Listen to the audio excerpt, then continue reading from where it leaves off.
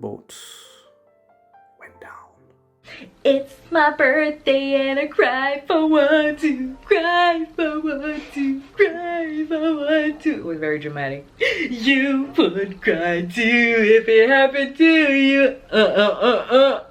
It was the night of May 9th. The moon rising, it was a full moon. And oh, that's the Titanic too. And we were like just rubbing salt in our wound, guys. Like books, school uniform, everything go down. But well, the clothes, we couldn't see the clothes then, but we never make them know that at school. We tell them, so I don't have no school uniform, so I can go to school without uniform. Like a boss. She was completely traumatized. I mean, actually, she was like a zombie for 2 or 3 days.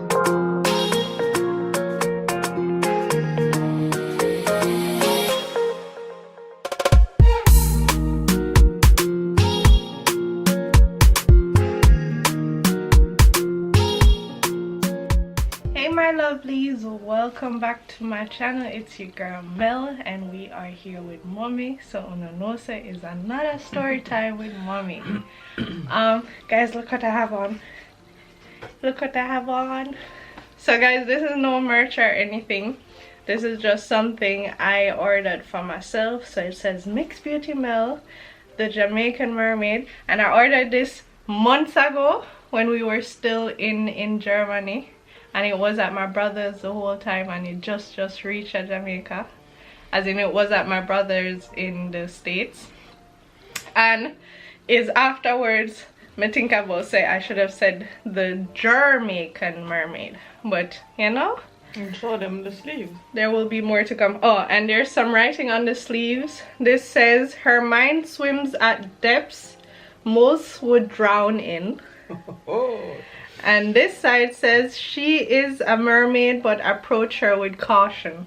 But yeah guys, so we're getting into a juicy, well not juicy, nope, but nope, not juicy. a sad, a very sad story time. And yeah, mommy, just go ahead and do your thing. Okay, hello Mel's lovelies. Today we are really getting in a chapter of our lives that was extremely traumatizing actually. But first let me start with saying that we are in 1999 now, and by this time the business in the marina had pretty much deteriorated. Because I mean, there was several reasons. One of it was the inflation rate. Because right now what happened, for example, my rent in that place was quoted in US dollar. So it would go with the then exchange rate per month.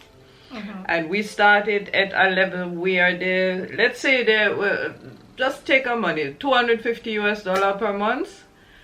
And we started when it was like 5,000 Jamaican dollar, like 20 times 20, or yeah, but yeah, 5,000. And then suddenly by that time we had 40 US dollar, 40 Jamaican dollar to 1 US dollar, and so the rent practically doubled in no time, and we still had to find the money to get that, and electricity bills, everything was rising. For some reason we did get a lot less boats coming to Port Antonio. I don't know what happened, but we barely got any dockage anymore, and which was saving us basically, or well, was a main part of our business. And I have no, up to this day I have no clue why that happened, why Port Antonio became so unpopular suddenly, because we always used to have a fair amount of ships coming over the year, and suddenly my docks were empty, but for one ship that was a 42-foot motor boat that was used, he would be there on a permanent basis, called the Sea Spirit. And that boat was for charter. Like you could go out fishing, and or even if you just wanted to take a trip out, and even he had a hard time getting customers. Although for a while the business ran fairly well, and actually I always went with them because I used to do the catering for the passengers, for the guests. Like when you're out there you leave out early in the morning, you're out there for the entire day, and of course everybody gets hungry after a while. So Sea Dog, the owner of the Sea Spirit, always asked me and say, "Come Sabina, whip up something and come with us." So I got quite a few nice trips out on the sea. I did never do the fishing because I'm not. Actually, that's where I saw for the very first time, you know, the fish called dolphin here. It's really a mai. It's not a dolphin. Not the actual not the flipper. It is a fish. It's not a mama. So it's like, I never knew, because when you get I used to sell them in a restaurant, and I mean they're fairly big. It's not a small fish, so we used to buy it and cut it in slices. And when we got them, they were this grayish, little bit silverish color. When I went out with Glenn first time, and they caught a mahi-mai, a dolphin, you would not believe, these fishes are beautiful. They are colors from blue over turquoise. They have yellow in them, they have green in them. I mean, when you see them alive in the water, they are this wonderful game of colors. And then they come up and they kill them and the colors fade away, and they are gray when they are dead. I mean, when I saw that for the first time, for me it was like a revelation, you know. I mean, you shouldn't kill these creatures. They are so beautiful when they are alive, and see what is happening when they are dead. I mean, okay, they bring food for us, but it was a really amazing experience. So anyhow, the Sea Spirit was about the only boat constantly at dockage, and if we got other ships coming in, they would be like short term, like a few days, 2-3 days, a week maybe, if we got them. Yes, we still had the restaurant business going, but it was kind of very much slowing down as well. So what happened, I had to let go quite a few of my staff. So for example, I didn't have no more secretary, which that happened because my then secretary was going on a working program abroad, and left the place, and I just didn't re-employ anybody for that. Even the kitchen personnel or the waitresses, we had to cut down on them because we just couldn't afford the salaries anymore. And as it happened, Nikki at the time had finished high school, and he didn't really know what to do at the time because there's not so much to do. I can't pay any studies for my children in Jamaica. There is no way. Even that's why she went to Germany. Yeah, like university. Because the costs are extremely high, and me being basically the only breadwinner over all those years, and having all the expenses, and running a marina, trust me, is high in expense because we are right over the sea, and you can imagine with the weather, with the salt water, with everything, places in a location like that are very high maintenance. Yeah. We had to constantly fix this, repair that, paint this, get it set up again. So there was basically no money. So as it happened, then Nikki finished his school. Yosha at the time actually went to Germany to do his civil service, because the whole time we were registered in Germany, and so at that point in time, every young man as of 18 was supposed to go to the military for 1 year, and he didn't want to go to the military. So there was another option that if you proved your point properly, you could do civil service instead. So he got through that and they put him to civil service in my hometown. At that time my mother was still alive, so he was staying with her, which means he was off the island. He was not there for the time being. So Nicky at the time, he was 17. And guess what? He became our chef. He started to cook. So, and he cooked that well, believe you me. We got customers. They came from Kingston and they came in and said, oh, is Nicky in the kitchen? And if it was his time off or whatever, we still had one other chef. And I said, no. They said, oh, well, then we don't bother. They wanted Nicky to cook their fish. I mean, they were adamant about it. And he was really doing good. And the funny part is when you heard him, he hated cooking, Anna. He didn't want to cook at all. And he did it, and it turned out fabulously.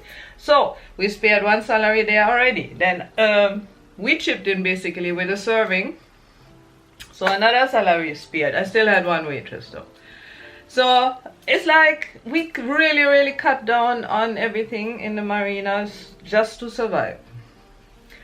And one day I remember a friend of mine actually was leaving Jamaica, going back to Germany, and she had some stuff for sale. Because I mean, it's like when you leave the island and she was living here for a while. So she had some furniture, this, that, and the other, and she did call me and say, Sabina, I have a mattress here, practically new. You want it? I can give you a fair price. So she really gave me a really good price. And my mattress on the houseboat was really kind of getting thinner, and it was just a foam mattress. And over the years, of course, you know, foam mattresses wear out. So I decided to invest in a mattress, and I went there, picked it up, came home very proud and said, look, my new mattress, yay! It was even one of the spring mattresses then, you know. Now for me that was an upgrade from foam. So I put it on my bed and I was very happy. And about 2 nights after I got that mattress, actually it was Mayumi's birthday. Her 13th birthday. Early in the morning, I heard, we were still, everybody was asleep on the houseboat still, you know. We suddenly heard like dishes shattering. And everybody got up, so Nicky at the time was rushing out of the cabin and said, the boat is sinking! And we were like, and I put my feet off the bed and found my feet in water. And I was like, what the hell? And we all rushed out. And looked out and we saw the boat going down. And I was practically hysterical. Like the people on the Sea Spirit came out, they heard something too. And I was shouting at them, bring a pump, come, bring a pump, come. Because we did have a pump in it already. It was working. And it was working constantly. But it looked like overnight, there's something happened. Maybe the sea went very low, and the front part of the houseboat would touch ground. And maybe there was a stone or something, and it kind of burst open the bottom of the boat, you know. And so we were standing there, and then suddenly everybody who was like ready, like my neighbors from the houseboat, they rushed on the houseboat back, brought out the fridge, the TV, the computer. That was the thing they could grab. And by the time that came out, it was on land. The whole my cabin was way in the back of the houseboat. That was underwater, completely gone. The children's cabin were in the middle, so they were gone. We were only wearing like our night clothes, you know. I think I was wearing a big t-shirt and some you guys, I don't even know what you guys were wearing. I mean, what you would wear at night, you know? I was 5. I don't know. Yeah, she was like really coming out with eyes big like that, and she started to cry because I mean that's the place where she was born on, and that was a home she knew throughout her life. Mayumi was standing there completely like, and on my birthday, you know, it's like, Poor Mayumi. no birthday for Mayumi that year. You know, we all were completely like, our home just disappeared underwater. And all we had on us were our clothes we were wearing. So we were standing there because, and we had been in and out of the rest of the house. We're trying to get out as much as possible. So all of we were soaking wet too. And we didn't even have any clothes to change in. Well, luckily it was a sunny day. It wasn't so cold. So all we did is we were like completely shocked, traumatized, sitting there soaking wet, and at least the sun did dry us. And then of course news traveled fast in Port Antonio. And it even traveled to her school. She was supposed to go to school that day as well. And we got a call and they said, oh, we just heard what happened. Can we help you in any way? And I said, I was so shocked I couldn't even say anything. Because our entire life was gone. Papers, photographs, toys, clothes, dishes, pots, pans, this, that, everything gone.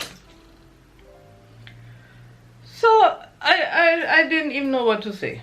You know, I was like, all right.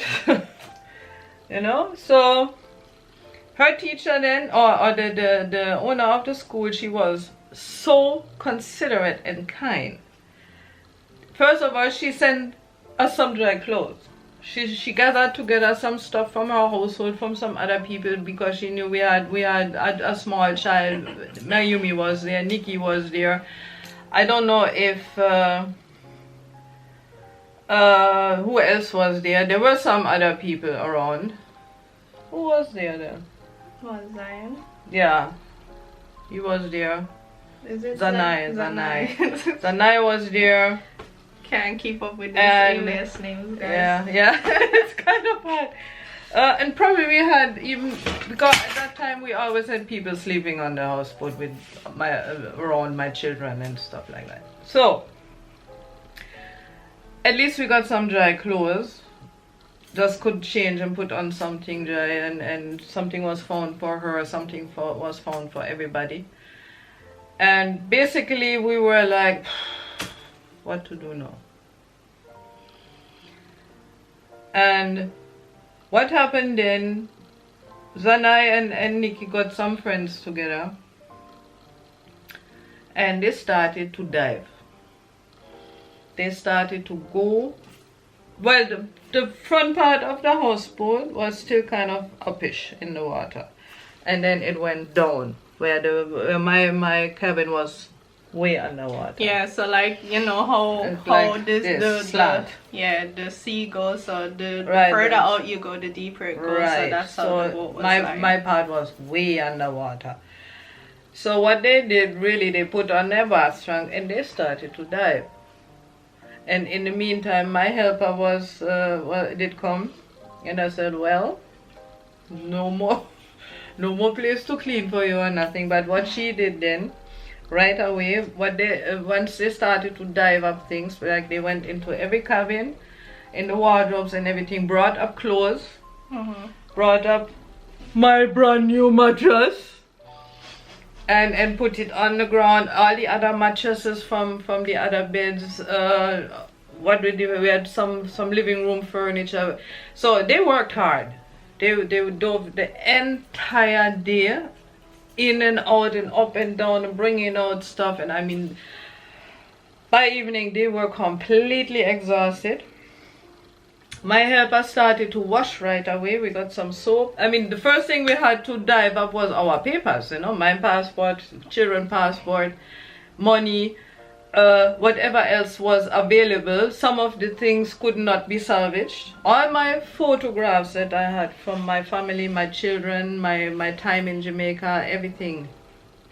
Because, you know, photographs and salt water do not agree.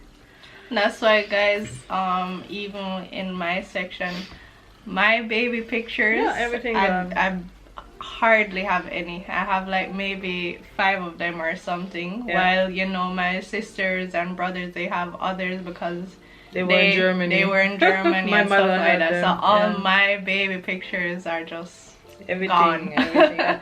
And I mean, we had some beautiful photographs. We had some beautiful memories, and everything gone. And remember, if you think back, the first boat we were living on in the marina, the hunches sank as well, and took with it a lot of our belongings. And them times some photographs and pictures already. So it come like deja vu, you know. I mean, second time my home sink under, well, this time even under me and my children. I mean, we were lucky practically to even get out in time. Yeah. You know, because it was a silent thing. It was not like it made a whole heap of noise or something, because when I got up from my bed and had my feet this deep in the water already, it's like, and then you don't even know what to think, to say. You are so much in shock, and we all started to run out just to see the boat. I mean, in a matter of 10 minutes it was gone, you know. So as I was saying, then more and more people came by. Of course, they wanted to see, oh, Port Antonio people, right? They have a nickname for it right away. And oh, that's the Titanic too. And we were like yeah, just rubbing salt in a wound, guys. Like, they just are like, alright, so soap. Boat sink, must Titanic this. yeah, must Titanic this, exactly. So, oh, Titanic too. And I mean, actually we were, the whole day we were like, all of you, although we were busy and doing stuff and trying to salvage as much as possible, we were all in a daze. And then question was where to go. Hello, that was our house that just sank. Now, we didn't have any money to go into no guest house, hotel, or so, to go anywhere. So we decided, I told you the secretary was gone, the storeroom was practically empty, unused, because most of the things we would buy directly for the day nowadays. And then we decided, okay, we set up beds in there, whatever they dove up. Mm-hmm. And then everything was needed, of course, to be washed off because salt water. Mm-hmm. So the one little mattress we got from her teacher, from her principal from the school, I gave that to the children overnight. I was practically sleeping on the bare ground for the first night because my precious mattress was wet, of course. So we rinsed out everything. My poor housekeeper there, she had a hard time. For a week straight she was washing.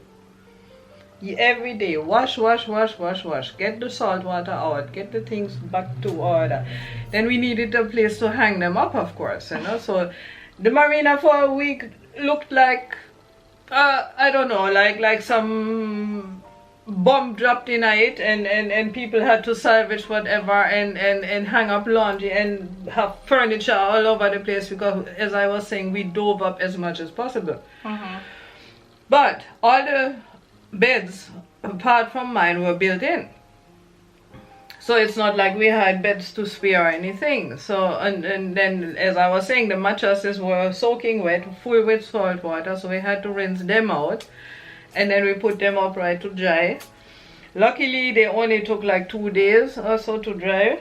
Mm-hmm. And then we could use them. And finally we just threw them on the ground in the back room, and everybody had a little couch to sleep on, and then the laundry dried little by little. And what I even used to do for my room, because all the wardrobes, the kitchen furniture, the living room sideboards, everything were built in the houseboat. So it was not like we had any loose furniture that we could get out and use again. Basically our entire belongings, furniture wise, were gone. So all we did is we put the mattresses on the ground. What I got is these little milk boxes, you know, the plastic milk box. The milk crates. Milk crate, yeah. And I got quite a few of them, and I put them on top of each other, beside of each other. That was a shelf. So we could at least store the clothes for the children, for myself. Just got a board with some bricks under it. That was my new desk, although I had a desk still in the office. So I took the office, had the desk there, still had my crates there. My bed, we could dive up, so my bed, and then with the mattress. But the children were like basically lying on the ground on their mattresses, you know. The children didn't really have any furniture or nothing. The storeroom did have in some shelf, because we used to store things in there, so they could use that. But we were just cramped in those two little places for now, and didn't know really what to do, how to continue. The business was closed for the first 2 days, but then we had to reopen because that was the only income we had, so we needed some money to come in to even eat. So after we kind of cleared out the whole outside again and made it look presentable again, and we were moving in the back, and then we could reopen the restaurant, and of course people just out of curiosity would come and gave us a little business through that, because you could see part of the houseboat still.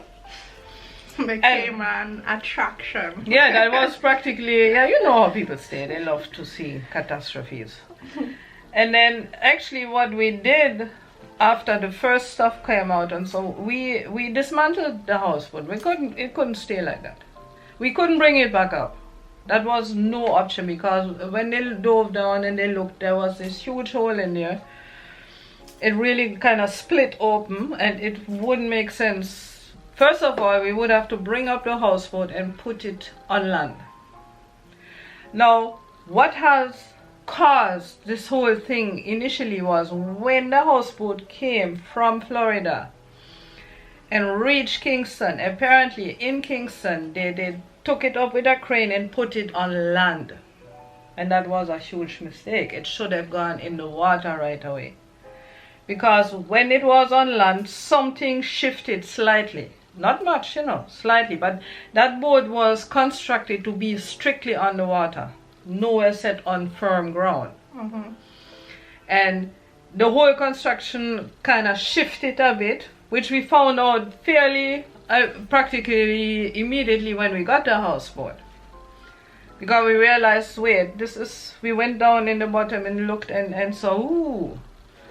And then we tried to find a solution, and the other solution would have been again to bring it out on land, but then again people who looked at it said, but if you bring it on land, it will get worse again. So basically they advised to just leave it in the water. If anything should start, we should have patched it up, and that's what I did. I got a pump, like an automatic pump that would start once once it would fill anything water to a certain level, it would start and pump it out. Which in the beginning hardly ever happened. The first years we were cool, but then, you know, wear and tear, especially in a climate like this, you know. And then the boat lived on, and then, well, remember storms like the one when she was born and stuff like that. So of course the boat was really under a lot of strain over the years.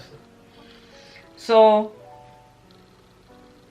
when after a while it started to leak a little bit more, we tried to find the leak, we tried to patch it, but it was not even a leak at the time. It was like the seams kind of got porous or something through the shifting.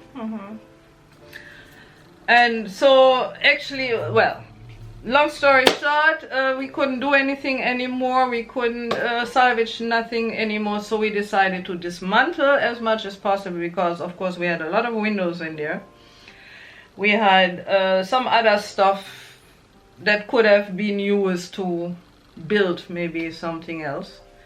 So again, the boys and some friends started to do their job. I mean, they were fabulous, I have to tell you. I was so proud of all of my boys and what was happening there, and they were so helpful, and they worked really, really, really hard.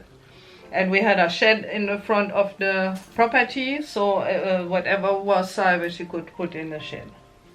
So basically we got out.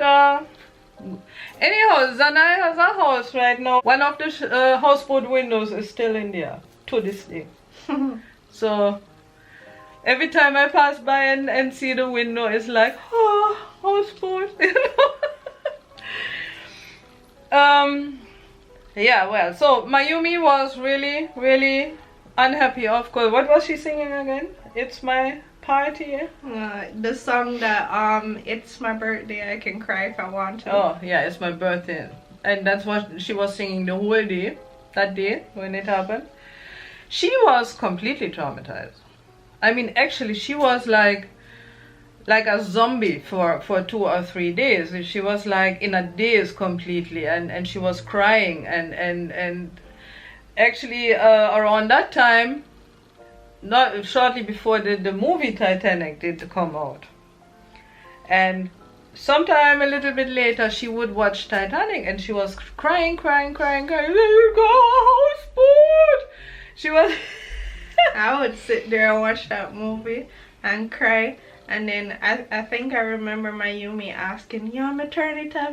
I'm like, no, I want to watch it. And then I was just there bawling my eyes out. To this day, if I watch Titanic, I cry. Oh, but does it have to do with a houseboat or it's just the movie? The thing is, I can't really remember that day, to be honest. So probably, you know, I pushed it somewhere in some little box and not thinking about it, because I really cannot remember anything about that day. Well, in my case, I don't want to remember, to be honest, because it has been really rough on us. Because I mean, imagine your entire house, or imagine somebody else loses their houses through fire. At least we were lucky enough we could salvage some stuff, you know. But what happened shortly after we had to stay in our back room there. What we did, we built a little outdoor kitchen behind the building, even on the side, because we didn't want to use a restaurant kitchen all the time. So we were basically catch up in that little space there, the whole family, and because we couldn't afford to either find another place to live, or there was no way that we could get out of the marina and go somewhere else to live.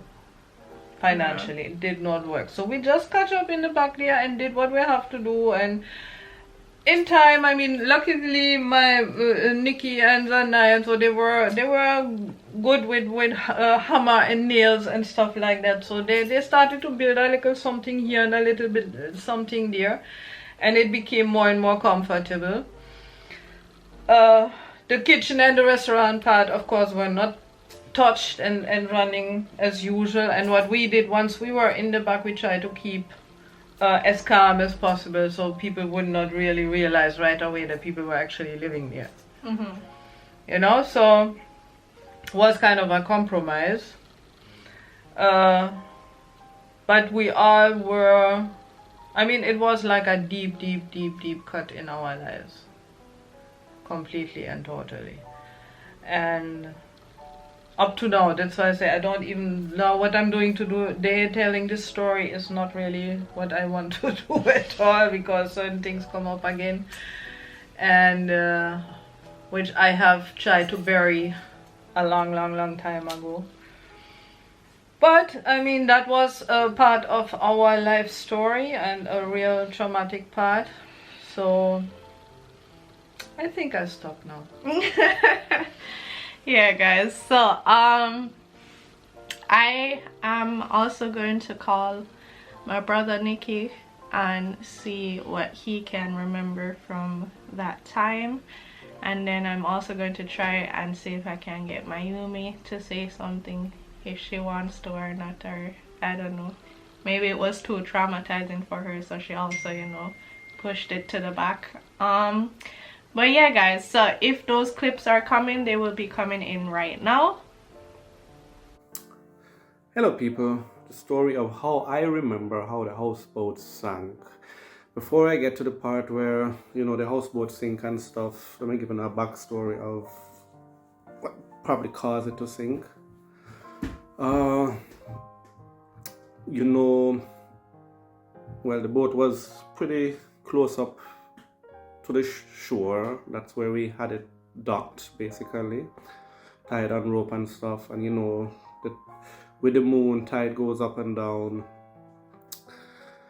But on this one occasion, the boat, the tide well tight. So when the tide went down, the boat usually drift with the tide going back and come back up. But because the boat was tied so tightly, basically, when the tide go down, the boat got down little, but basically stuck, so it was going down. It eventually went down onto a stone, causing a crack in the fiberglass in the boat, in the houseboat, so water started coming. I had plenty of hours down there with that hole, trying to get that water out. So, you know, bailing out water, throwing out water every minute stuff. Having a pump there, fix a pump on occasions. I think that hole was in the boat probably over 2 years or so. So been down there almost every other day, just getting the water out. Try so many things trying to get that hole fixed. Eventually we put one little hole in at the side of the boat on the top, so because when I'm underneath, so I can throw out the water. Yeah. So eventually, okay, to the time now where the boat went down. This is how it goes. It was the night of May 9th. The moon rising. It was a full moon. We never found full moon still, but it was the full moon. The moon rising, going around the horizon. Better this way. Going around the horizon, the moon. So basically 5:39 man, 5:30, 6 o'clock. In my beauty sleep, with my cucumber on my eyes, them and stuff. Me hear the dishes, like them are, me just hear dishes breaking, and I'm like, what the heck, what is that? Jump out of bed, so I'm like, what the heck, what is that? Immediately realize that, whoa, the houseboat is very lean right now to one side, because all the water fill up in that one side. So I jump out and wake up everybody else, because mommy was still sleeping, the kids were sleeping, and I was like, when I wake up, time to get out. Actually, when everybody come out now, you know, the boat going down further and further. Basically, yeah. So I'm like, okay, mommy, may I go back in? Cause we have some stuff in. Just try if we see some stuff. I'm jumping, take out the computer, boom. Actually, that computer, we got that computer the day before the boat sank. So literally the computer was brand new, so to say. So boom, that I first me take out computer, jump back in, TV. That time water there mini already basically, because it a slant to go over and you just then there slide or go down, take out that. Next thing we could see was the fridge. That was basically it. Everything else went under. So the computer, the TV, and the fridge. That's all we could save. Washing machine, dryer, all the clothes, mattress, everything gone. Sink down. So we basically, when we get out of the fridge now, as I said, the last part was the fridge. This was, as I said, about 6 o'clock in the morning. Fridge is the last thing we get out. So the boat, you know, flat. The front height is like one veranda. And the veranda basically break off. Completely break off. The back height just go down and the front part break off. So it just went down. Yeah. So it was actually Mayumi's birth morning. It was her birthday that day, the morning that happened, May 10th. So that was a good birthday present for her. Mommy was cutting onions beside me, so little tears there run down. Me tell her if I don't cut the onion them, she just continue cutting onions, you know. Mommy not feel. Somebody I cut onion now again. But no. Stop the onion cutting. Okay, yeah, so the boat went, so basically it was underwater, the whole boat. It was, as I said, it was in May, so the 10th of May, that's when the morning the boat got down. I was in 6th form at that time, so upper 6, I'm going to be doing my A-levels next month, the month after, basically in June. All my books, school uniform, everything go down. But, well, the clothes, we couldn't see the clothes, but we never make them know that at school. I tell them, so I have no school uniform, so I can go to school without uniform. Like a boss. So, yeah. Everything was down there. We didn't even get... My mommy, they buy one mattress too. The day before, she buy one brand new big queen, I think king size mattress. That went down. Yes, we could basically dive up all our electrical stuff, then mash up. Mattress and stuff, yeah, we could dive and take them out. But basically, salt water, spring birds, not a good combination. Eventually, the spring them just rot away. Yeah, wasn't easy. Wasn't easy at all. Actually, I don't know why some people full food. Let me tell you something. There was a next boat docking beside us, right? And there was a ship boy or somebody, who take care of the boat and stuff. Him said he must go the night before, or on the same night, coming in like 5 o'clock in the morning, and he insisted the water going on the boat. And he said he must call out 2 times. He said, the boat has sink, and then he go in bed. Nobody never hear him. So I was like, yeah, piece of shaving cream, yeah. But yeah, so maybe we could only save the boat if he woke us up before, but didn't happen that way. Melody, I don't even know how old was Melody, 3 years old, 4 years old. She don't remember, I guess she doesn't remember anything of that. Yeah, eventually, we had nowhere to live. So basically, we made over the marina part now, where the office is and the storeroom, we made that section into our bedroom, basically. Kind of clear it out, fix it up in a one way where we could set up the bed them and stuff. Yeah.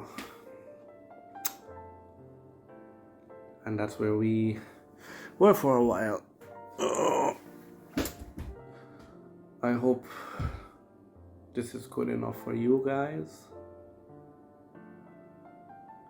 Melody, I will edit enough of it. Shall I edit out this part? Because I don't know what to say right now. Yeah. While it's up. Yeah, as we said, the boat go down. Yes. As I said, Mayumi birthday. The whole entire day. Only thing Mayumi do, I sing, it's my birthday, I can cry if I want to, cry if I want to, cry if I want. The whole day that you sing. You would cry too if it happened to you. Literally, the entire day from the boat sink till she got bed at night, that's the only words that come out her mouth. She was annoying. It was really annoying. Yeah, as I said, I didn't even have to go to school that morning, obviously. It was just before exams. Didn't have to wear my uniforms anymore. Well, my books then they go down that I wanted to couldn't really study again. With my notes, that is. yeah. I don't know if you know, know more. I have no idea. This is how I'll leave on the with. And the moon. It's the moon. Peace. Here, yeah, breathe hard.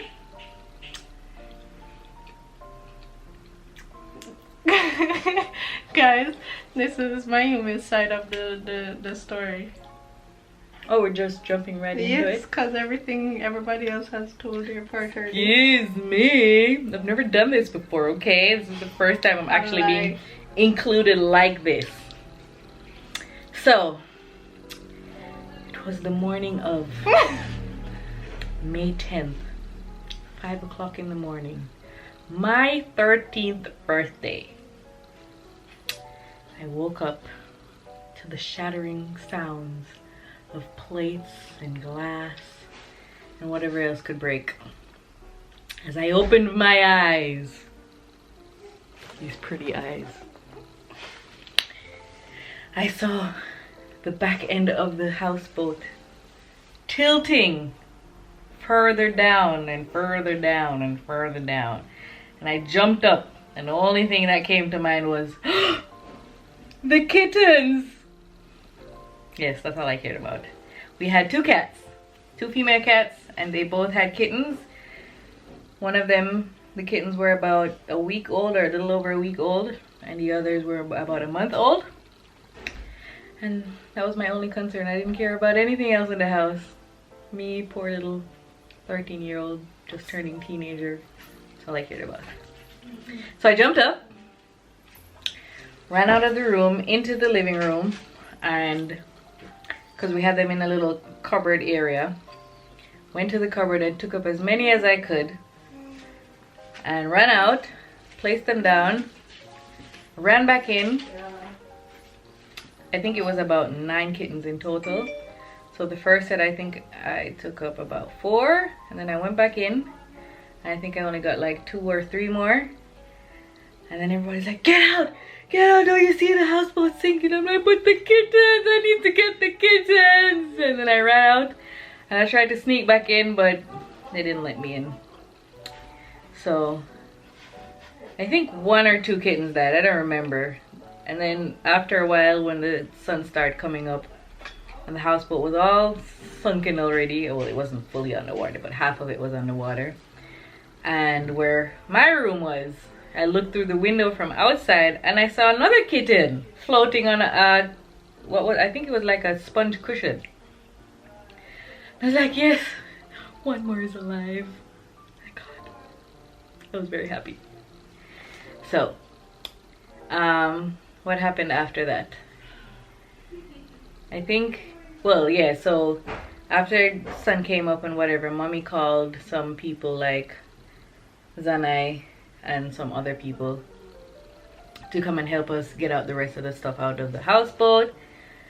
And I remember being very annoying, but it's the only thing that I could do to keep my birthday not so negative and sad, was saying, it's my birthday and I cry for 1, 2, cry for 1, 2, cry for 1, 2. It was very dramatic. You would cry too if it happened to you. Apparently I did that the whole day, according to Nikki. I was annoying him. But yeah, and then after they got everything out, the sunken houseboat became our playground. For every time when we went swimming, we would dive through it, play hide and seek and all those stuff. So it wasn't all negative. So. Until then, mommy said then take it apart. Well, my memory's a bit blurry there. I guess I only remember the dramatic parts, you know. But I think so, yeah. I think they took some of it apart, not all of it. So did it traumatize you? No.